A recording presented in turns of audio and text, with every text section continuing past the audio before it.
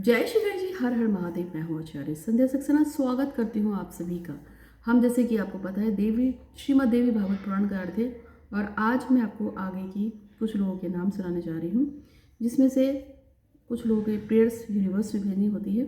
आप सभी को पता है जब आप 101 रुपये पेमेंट करते हैं तो मैं आपकी प्रार्थना को यूनिवर्स में भेजती हूँ। उसका कारण ये है कि ऑल ओवर वर्ल्ड में जहाँ जहाँ भी वीडियो चलते हैं और जितनी बार ये वीडियो रिपीट होंगे उतनी बार आपकी समझ जो प्रेयर है वो यूनिवर्स में पहुंचेगी।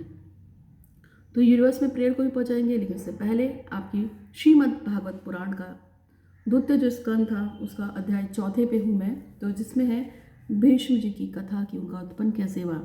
आपको बताया था मैंने कि शांतनु और गंगा जी जो पूर्व जन्म में महाभीष्म के रूप में शांतनु राजा थे जो स्वर्ग में थे, और गंगा माँ भी स्वर्ग में रहती थी, और किस तरह से ब्रह्मा जी ने उनको श्राप दिया।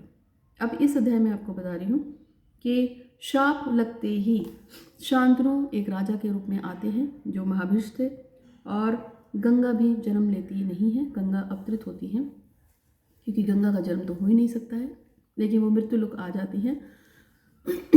एक दिन आखेट करते हैं शांतनु, और वो एक सुंदर स्त्री को देखते हैं और उसके प्रेम में पड़ जाते हैं।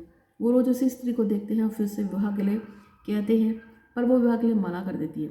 बार बार आग्रह करने पे वो कहती है मैं तुमसे विवाह कर सकती हूँ, लेकिन एक शर्त पे, मैं तुम्हारे जो भी पुत्र होंगे, जो शो के 8 पुत्र होंगे, उनको गंगा में बहा दूंगी।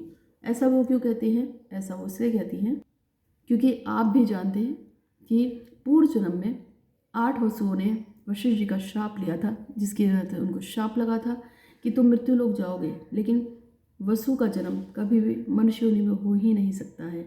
इसलिए गंगा जी को जब श्राप लगता है तो गंगा जी के श्राप को वसुओं के श्राप से प्रकृति जोड़ देती है, रचयिता ब्रह्मा जी जोड़ देते हैं।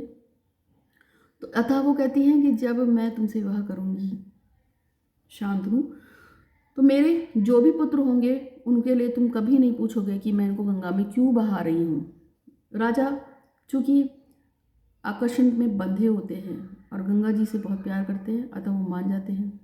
अब गंगा जी से विवाह करने के बाद उनके एक एक पुत्र को गंगा जी बिना कुछ बोले शांतनु के सामने ही गंगा जी में प्रवाहित करती रहती है। 7 पुत्र को जब बहा देती हैं और 8वें पुत्र की बात आती है तब वो नाराज हो जाते हैं और कहते हैं कि मुझे जानना है कि आखिर तुम ऐसा करती क्यों हो। तब वो कहते हैं कि तुमने अपने वचन को तोड़ दिया, अब मैं तुम्हें छोड़ के लिए हमेशा के लिए जा रही हूँ, और ये 8वां पुत्र भी तुमको देते हुए जा रही हूँ।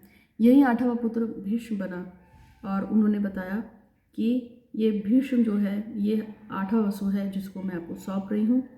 और अब इसके बाद वो अंतर्धान हो जाती है, यानी कि चली जाती हैं। और इस तरीके से गंगा जी ने भीष्म जी को जन्म दिया। अब हम बात करेंगे 5वें अध्याय की, जिसमें कौरव और पांडवों के जन्म की कथा है। तो कौरव और पांडवों की जन्म की कथा बताने से पहले संदीप और शिवांगी हमेशा खुशहाल रहें, इसकी मैं कामना महादेव से करती हूँ। दोनों का जीवन साथी के रूप में एक साथ रहें, और अमिषा पाटिल को प्रमोशन मिले, उसका घर खुशहाल रहे, ऐसी वो कामना चाहता है। रचिता दुबे और शिविका रचित दुबे और शिविका भारद्वाज का विवाह हो। प्रियंका का विवाह स्नेहल कुमार से हो, और मोनिका जो है चाहती हैं कि वो कनाडा में सेटल हो जाए। ये जितनी भी मैंने मनोकामनाएं बोली हैं इसको मैं यूनिवर्स में भेजती हूँ कि हे श्री गणपति महाराज आप कृपा करें। संदीप और शिवांगी हमेशा बहुत खुश हैं, और अमिषा पटेल जो है उनका प्रमोशन हो गया है और उनको निरोगी है, स्वस्थ है, खुशहाल है, उनका परिवार उनको बहुत प्यार करता है। इसके लिए आपका धन्यवाद धन्यवाद धन्यवाद। प्रियंका और स्नेहल कुमार को साथ लाने के लिए, उनको हमेशा खुश रखने के लिए आपका धन्यवाद धन्यवाद धन्यवाद। मोनिका को कनाडा में सेटल करने के लिए आपका बहुत बहुत धन्यवाद धन्यवाद धन्यवाद। अब मैं अपनी आगे की प्रेयर्स भेज रही हूँ यूनिवर्स में, आगे भी भेजूंगी। यदि आप भी अपने लिए प्रेयर कराना चाहते हैं तो कम से कम 101 रुपये का, और एकदम आपकी जो भी सामर्थ्य हो उससे आप भेज सकते हैं। तो कौरव और पांडवों की अब जन्म के बारे में बता देती हूँ कि जो आपको मैंने पहले भी बताया था कि शांतनु सत्यवती से विवाह करते हैं। गंगा जी के जाने के बाद शांतनु अकेले एक बार फिर से अखेट पे जब जाते हैं तो सत्यवती नाम की एक सुंदर कन्या को देखती है जो कि नाविक की कन्या थी, और वो उसके सौंदर्य को देखकर उसमें मुग्ध हो जाते हैं और राजा उसे विवाह के लिए कहता है। तो सत्यवती विवाह के लिए कहती है कि मेरे पिता से पूछें। तो शांतनु जो है सोचते हैं कि मैं इसे कैसे विवाह करूं, क्योंकि वो एक ऋषाद की पुत्री थी। और शांतनु कहती है कि मैं कुरु वंश के प्रसिद्ध राजा हूँ, तो मैं तुमसे विवाह करना चाहता हूँ, मेरा अलावा कोई और पत्नी नहीं है।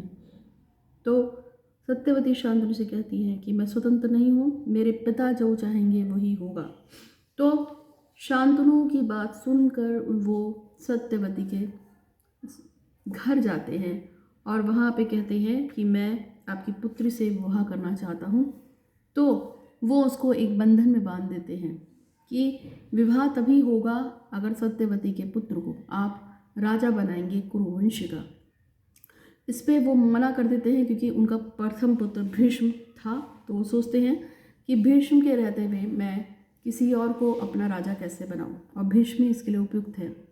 लेकिन सत्यवती के पिता इस बात को सुनकर मना कर देते हैं विवाह के लिए। इससे शांतनु का मन उखड़ा उखड़ा सा रहने लगता है। जब भीष्म को अपने पिता के बारे में पता चलता है तो भीष्म एक देवपुत्र थे, अतः वो एक संकल्प लेते हैं कि वो आजीवन कुंवारे रहेंगे और हस्तिनापुर के राज्य की रक्षा करेंगे, लेकिन विवाह कभी नहीं करेंगे। और सत्यवती से विवाह करने का जो भी उनका पहला पुत्र होगा उसी को राजा बनाया जाएगा। इस तरीके से वो अपने आप को एक प्रतिज्ञा में बांध लेते हैं और तब राजा शांतनु का विवाह सत्यवती के साथ हो जाता है, जिससे उनके समयानुसार दो पुत्र होते हैं, जिसका नाम था विजयवीर, जैसे कि मैंने आपको बताया था उसका, और एक चित्रांगद। सत्यवती के जो समयानुसार जो पुत्र हो जाते हैं उनकी मृत्यु हो जाती है, लेकिन विचित्रवीर्य जो जीवित बचता है उसके क्षेत्र में उसी से उसके आगे चल के धृतराष्ट्र नाम का पुत्र होता है जो नेत्रहीन था। अब ये कैसे होता है, जैसे मैंने आपको बताया था कि सत्यवती के दो पुत्र थे, एक का नाम था चित्रांगद और दूसरे का नाम था विचित्रवीर्य। चित्रांगद की मृत्यु जल्दी हो जाती है, उसे गंधर्व मार देता है चित्रांगद नाम का ही, और विचित्रवीर्य जो था वो भी बीमारी से मर जाता है। अतः उनका जो शासन था उसमें कोई भी राज करने वाला नहीं था।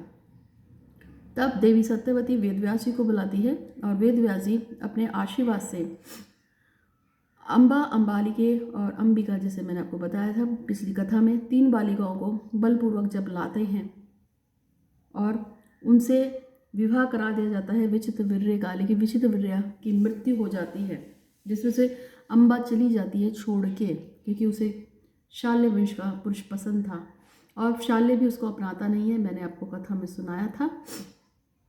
तो इसलिए विचित्रवीर्य के मरने के बाद जो उसकी दोनों पत्नियां थी अंबिका, अम्बालिका, जिनका जो सूनी रह जाती हैं, अतः वेदव्यास जी अपने नेत्रों के आशीर्वाद से दोनों को ही संतान देते हैं।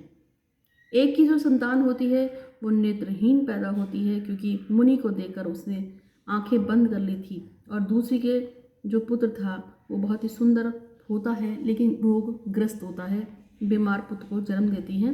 जबकि दासी भी उसी समय राजा वेदव्यास जी की आंखों को देख लेती है, पर वो उसे डरती नहीं है, इसलिए उसको विदुर नामक एक विदुषी जो है, एक विदुर नाम के एक विदूषक, जो वो विदुर जी जो उनके मंत्री थे, बहुत ही समझदार थे, बहुत ही विदुषी थे, उनका जन्म होता है।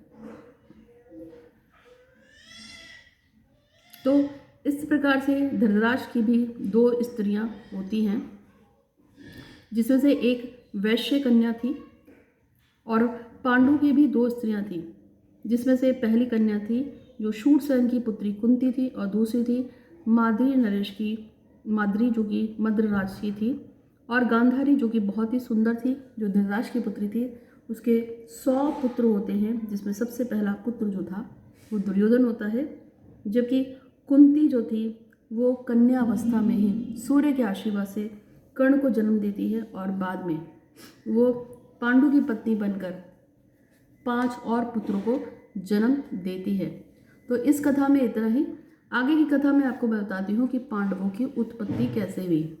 आप सभी जानते हैं कि ऋषि वरसूत जी ने कुंती से सूर्य को, जो कुंती है उनको सूर्य के द्वारा कर्ण की प्राप्ति हुई और विवाह जब उनका हुआ शूरसेन की पुत्री कुंती का पांडु से, तो पांडु जो थे वो बीमार रहते थे। कुंती ने जो सबसे पहले सूर्य के समय में जन्म दिया था वो कैसे दिया था कि एक बार जो राजा थे यानी कुंती के जो पिता थे शूरसेन जी, उनके वहाँ ऋषि दुर्वासा आते हैं और जब ऋषि दुर्वासा उनके यहाँ आते हैं तो कुंती उनकी बहुत सेवा करती है। उसके आशीर्वाद से ऋषि दुर्वासा उन्हें आशीर्वाद देते हैं कि मैं तुम्हें एक ऐसा वरदान देता हूँ जिससे जब भी तुम किसी दिव्य देवता को या दिव्य पुरुष को बुलाओगी तो उससे तुम्हें उसी के समान दिव्य पुत्र की प्राप्ति होगी।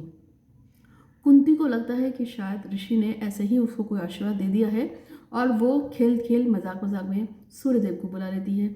और जब सूर्यदेव को बुलाती है तो सूर्यदेव आते हैं। इनकी चकाचौंध से कुंती की आंखें बंद हो जाती हैं। सूर्यदेव पूछते हैं कि तुमने मुझे बुलाया है, अतः ऋषि दुर्वासा के आशीर्वाद के स्वरूप मुझे तुम्हें पुत्र देना ही होगा। और तब वो उसे एक सुंदर सा पुत्र देते हैं जिसने स्वर्ण के कुंडल और कवच पहने थे।